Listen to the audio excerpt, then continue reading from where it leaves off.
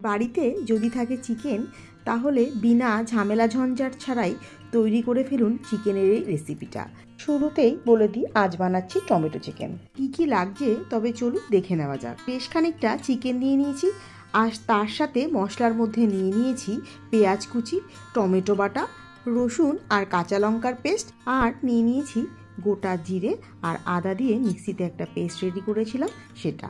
এখন গ্যাসে একটা কড়াই বসিয়ে দিয়েছি আর তার মধ্যে দিয়ে দিচ্ছি তেলের বদলে ঘি। আপনারা চাইলে সাদা তেলেও করতে পারেন। ঘিটা গলে যাওয়ার পর প্রথমেই ফোড়নে দিয়ে দিলাম গোটা গরম মশলা, এলাচ, লবঙ্গ, দারচিনি। এইবারে দিয়ে দিচ্ছি কেটে রাখা কুচনো পেঁয়াজটা। এখানে দুটো মাঝারি সাইজের পেঁয়াজ আমি ব্যবহার করেছি।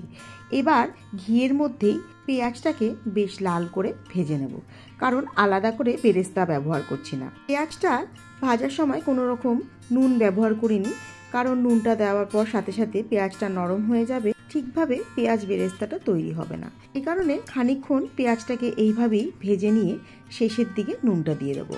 এখানে কিন্তু একদম লাল করে পেঁয়াজ বেরেস্তাটা করার দরকার নেই, সামান্য এইভাবে ভেজে নিলেই চলবে। এবার একে একে এর মধ্যে মশলাগুলো দিয়ে দিচ্ছি। প্রথমেই দিয়ে দিলাম রসুন আর কাঁচা লঙ্কার পেস্ট, এরপরে দিয়ে দিলাম জিরে আর আদার পেস্ট, আর দিয়ে দিলাম দুটো বড় সাইজের বেটে রাখা টমেটো।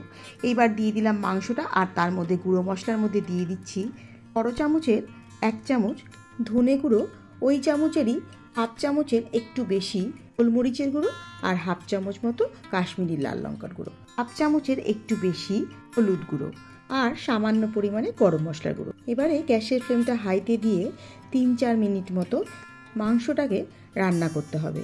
গ্যাসের ফ্লেমটা হাইতে দেওয়ার কারণে মাংস থেকে খুব বেশি তাড়াতাড়ি জল বেরিয়ে আসতে পারবে না, আর খুব তাড়াতাড়ি মাংসটা কষানো হয়ে যাবে।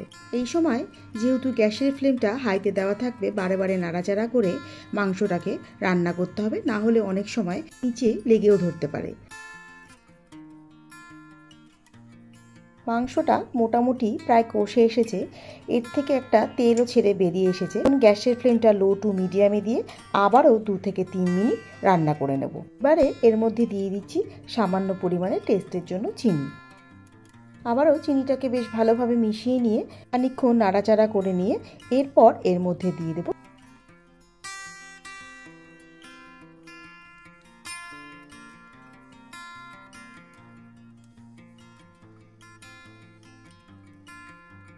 বেশ কিছুটা নুন, কারণ নুনটা এখানে কম মনে হয়েছিল।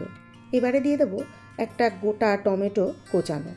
আবারও সব কিছুকে মাংসের সাথে মিশিয়ে নিয়ে 1-2 মিনিট রান্না করে এবার এর মধ্যে দিয়ে দেবো পরিমাণ মতো জল।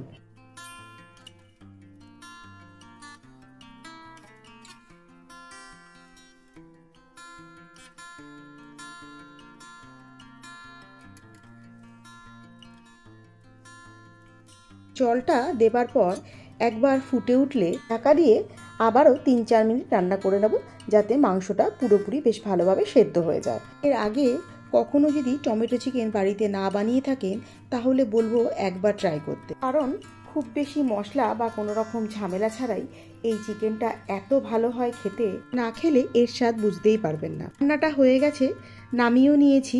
রোজকার মতো আবারও বলবো, যদি ভালো লেগে থাকে তাহলে বাড়িতে একবার ট্রাই করে দেখতে পারেন। আজ তবে এই পর্যন্তই।